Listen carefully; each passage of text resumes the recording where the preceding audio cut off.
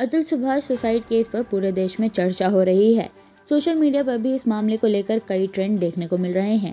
कुछ ट्रेंड्स में अतुल सुभाष को न्याय दिलाने की बात की जा रही है, तो कुछ में सिस्टम को सुधारने की मांग उठ रही है। 34 साल के अतुल सुभाष बेंगलुरु की एक कंपनी में AI इंजीनियर के तौर पर काम कर रहे अतुल सुभाष मोदी ने आत्महत्या कर ली। सुसाइड से पहले उन्होंने करीब 1 घंटे 20 मिनट का वीडियो बनाया और 24 पन्नों का सुसाइड नोट लिखा। इसमें उन्होंने अपनी पत्नी निकिता सिंघानिया और उसके परिवार को अपनी मौत का जिम्मेदार ठहराया है। सोशल मीडिया पर जस्टिस फॉर अतुल सुभाष और मेन टू जैसे हैशटैग भी ट्रेंड कर रहे हैं। इस हैशटैग के जरिए लोग अपनी राय जाहिर कर रहे हैं। बेंगलुरु में पत्नी की प्रताड़ना से तंग आकर खुदकुशी करने वाले AI इंजीनियर अतुल सुभाष का अंतिम संस्कार कर दिया गया है। उनके माता पिता और भाई उनका अस्थि कलश लेकर बुधवार शाम पटना एयरपोर्ट पर पहुंचे। वहां अतुल के माता पिता ने अपने बेटे के लिए इंसाफ की मांग की है। एयरपोर्ट पर रोते रोते अतुल की मां बेहोश हो गई। उससे पहले उन्होंने कहा, मेरे बच्चे को बहुत टॉर्चर किया गया है, मेरे बुढ़ापे का सहारा चला गया।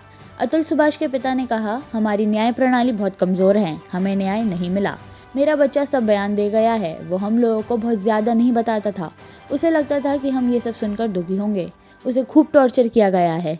हम चाहते हैं कि कानून व्यवस्था सही हो, मेरे बच्चे को इंसाफ मिले। इससे पहले अतुल के भाई ने कहा, मेरे भाई पर झूठे केस चल रहे थे, उन्होंने सिस्टम के खिलाफ लड़ते हुए अपनी जान दे दी है।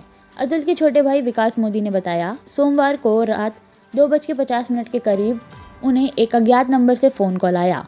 उस व्यक्ति ने पूछा कि क्या मैंने अपने बड़े भाई अतुल सुभाष से बात की है। मैंने उन्हें बताया कि मैंने रविवार रात को उनसे बात की थी। वो बातचीत में बिल्कुल सामान्य थे। फिर जब उन्होंने पूछा कि क्या उनके मन में खुदकुशी के विचार आते हैं, तो मैंने उस व्यक्ति से झल्लाकर कहा कि आप किस तरह की बकवास कर रहे हैं। विकास आगे बताते हैं, मैंने इस फ़ोन कॉल को प्रैंक समझा था, लेकिन जब अपना व्हाट्सएप चेक किया तो मेरे भाई के कई मैसेज आए हुए थे। उन्होंने 1 घंटे पहले 4 ईमेल भी भेजे थे। उसमें कुछ लोगों के नाम व संपर्क भी दिए गए थे। हालांकि इसके बावजूद मुझे लगा कि शायद मेरा व्हाट्सएप हैक हो गया है।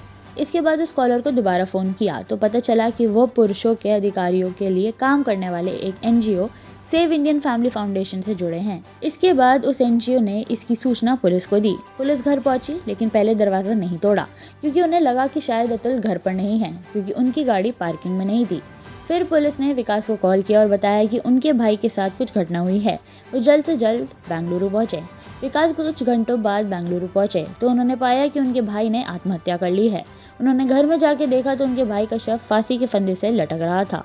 अतुल सुभाष ने खुदकुशी से पहले 24 पन्नों का एक सुसाइड नोट और करीब 1.5 घंटे का वीडियो अपने छोटे भाई और एक NGO के व्हाट्सएप ग्रुप में शेयर किया था। उन्होंने लिखा था कि उनको न्याय मिलना चाहिए। यदि ऐसा नहीं होता है तो उनकी अस्थियों को कोर्ट के सामने गटर में बहा दिया जाए, ताकि उनकी आत्मा को भी हमेशा लगे कि उनको इस सिस्टम से न्याय नहीं मिला है। एक पुलिस अधिकारी ने बताया कि अतुल ने कई लोगों को ईमेल के जरिए अपना सुसाइड नोट भेजा था। खुदकुशी से पहले अतुल ने व्हाट्सएप मैसेज में लिखा था, सर ये मैसेज गुड बाय बोलने के लिए है, हो सके तो मेरी फैमिली की मदद कीजिएगा। अभी तक के साथ के लिए बहुत बहुत धन्यवाद। इसमें उन्होंने अपने द्वारा बनाए गए वीडियो और सुसाइड नोट का लिंक भी शेयर किया था। उन्होंने अपने घर में एक तख्ती भी लटका रखी थी जिस पर लिखा था, न्याय मिलना बाकी है। इस मामले पर सोशल मीडिया पर भी लोग अलग अलग अपनी प्रतिक्रिया दे रहे हैं। जौनपुर में रहने वाली अतुल सिंघानिया की पत्नी निकिता सिंघानिया के परिवार का बयान भी सामने आया है। निकिता की मां ने अपनी बेटी और परिवार पर लगाए गए उत्पीड़न के सभी आरोपों को खारिज कर दिया है। उन्होंने कहा, ये जो आरोप लगे हैं सारे निराधार हैं। मैं सारे सबूत दुनिया के सामने रखूंगी। अतुल सुभाष ने अपना फ्रस्ट्रेशन हम पर निकाला है। मेरी बेटी कभी किसी को आत्महत्या के लिए नहीं बोल सकती।